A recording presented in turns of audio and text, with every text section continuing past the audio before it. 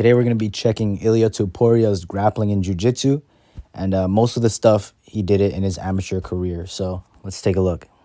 So his opponent shoots on him. Immediately he locks in that guillotine grip and slides in. Very nice, very fluid. You can tell he's been here before. He switches to a high elbow like the Guillotine style. Now you can see his bite isn't the greatest here. So you can see how as his opponent rolls to his back, he catches that arm so he can start playing that arm in guillotine Anaconda darts game, which is much better for transitioning through a bunch of different things. Now with that, he's going to step to the mount. Again, he lets go of that arm, so he relinquishes the head and arm and he goes back on that guillotine.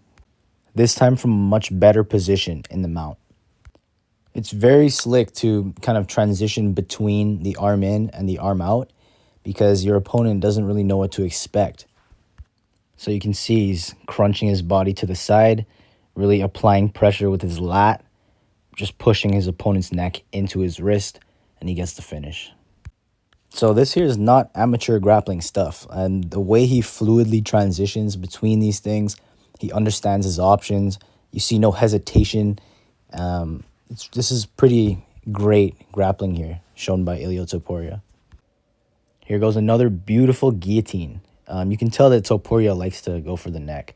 So he locks up that guillotine grip, immediately goes high elbow, just like in the last clip.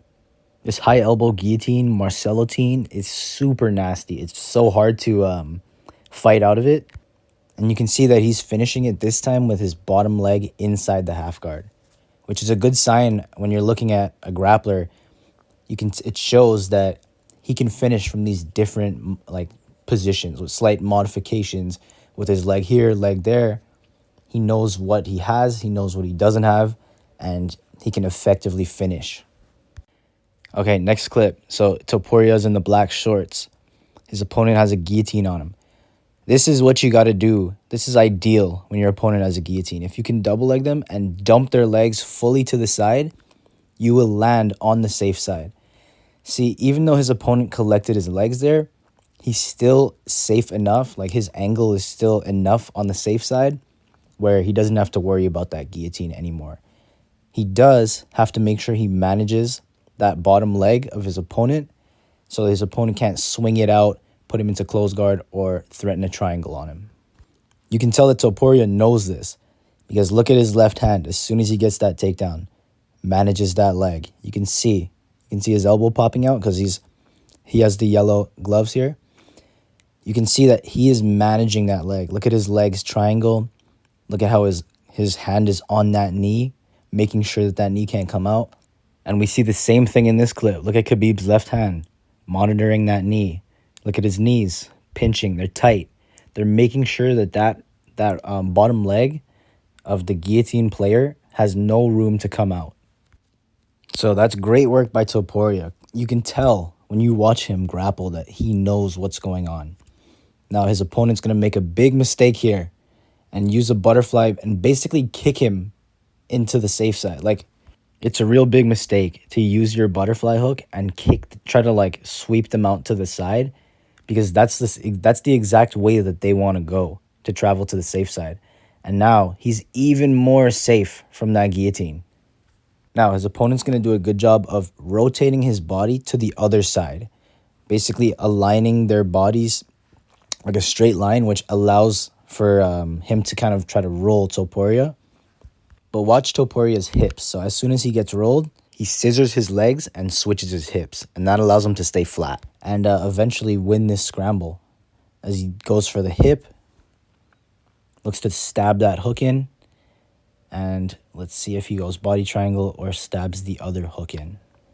Okay, so he stabs his knee inside. Now this is another, display of how Topuria has really solid jiu-jitsu and grappling knowledge. To stab that knee inside is something that is very common. It's such a great move to do when you have the hook on the top side. Maybe you don't have the hip flexibility to stab your other hook in, and maybe your left leg can't go deep enough to lock a body triangle. You stab that knee inside, and you can see he's trying to get his opponent to roll through. So as they roll through to the other side, then he has room to throw his other hook in on the top side. But his opponent's being stubborn. He's not going to roll. So watch what Topuria does. Another, this is super like high level grappling here. High level jiu-jitsu, 100%. So he stops attacking the seatbelt. He brings his right tricep or his right armpit over his opponent's head.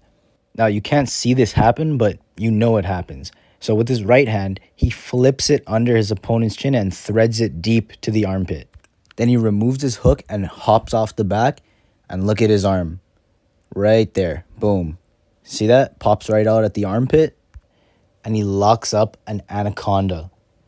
I mean, like, from falling off the back to lock up an anaconda, to even see that vision is pretty crazy, in my opinion. And now, again, he's not just going to sit there. He's going to do the right thing. He's going to start to pressure his hips in. This is how we want to finish anacondas. We want to just continually walk our hips in and in and in. And it's going to slowly start to crunch our opponent's head in. They won't be able to continue, like, escaping their hips forever. And we're just going to keep walking in as we tighten that choke. Look at the state of his opponent's head. You can see that the wrist is driving fully into that side of the neck, and his opponent literally just goes out. Now, this isn't just basic jiu-jitsu stuff. This is real high-level stuff that he's showing here. Final clip here. He's in mount, going for ground and pound. He's getting his opponent to expose his arms. Now he traps one and steps over it, immediately goes for the mounted triangle.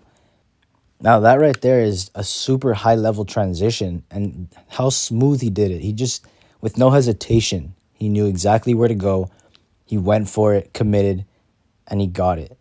Not to mention, he also had the wherewithal to kind of attack that arm at the same time, because we good grapplers know that the mounted triangle is not always going to be a tap from there by itself. So a lot of times you do have to start attacking that arm as well.